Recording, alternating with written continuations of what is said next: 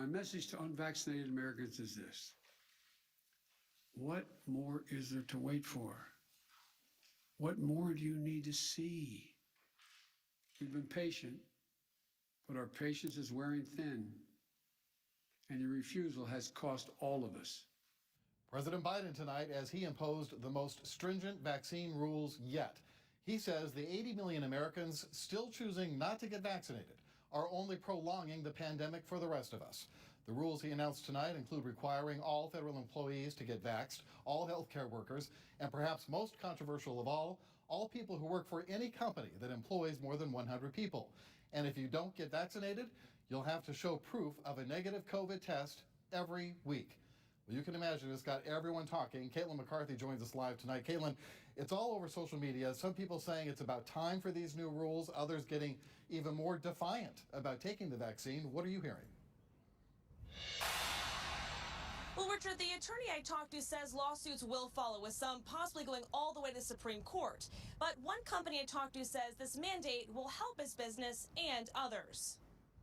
Monogram Foods CEO Carl Schledwitz says new rules announced by the president levels the playing field for companies like his struggling to keep jobs filled. We have considered it, and the only reason we haven't implemented it is for fear that too many of our employees would go across the street somewhere else. His company has around 4,000 employees in 6 states, and he says 50% have been vaccinated. Schledwitz hopes this mandate will boost that number. We didn't have the nerve to try to do it on our own, but we are glad that if everybody has to do it, it makes it a lot easier for us. The Greater Memphis Chamber is unsure right now how many other Memphis businesses would be affected by this rule. But the organization says it's listening to experts and businesses as it seeks to understand the implications. Employment attorney Alan Crone says this requirement, which follows a rule under OSHA, is likely to face challenges. This particular rule is not a health and safety measure in the sense that it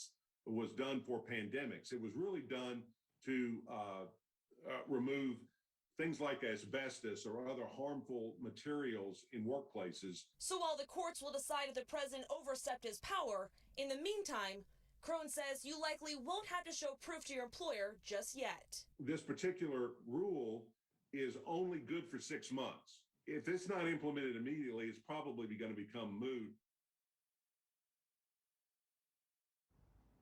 So when the president issued that order tonight on businesses, did it include, I don't know, any kind of timeline or guidance for them about how and when they should require proof of vaccination?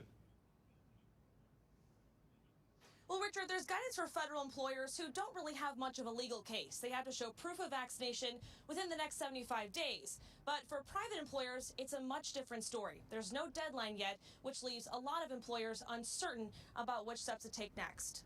Richard?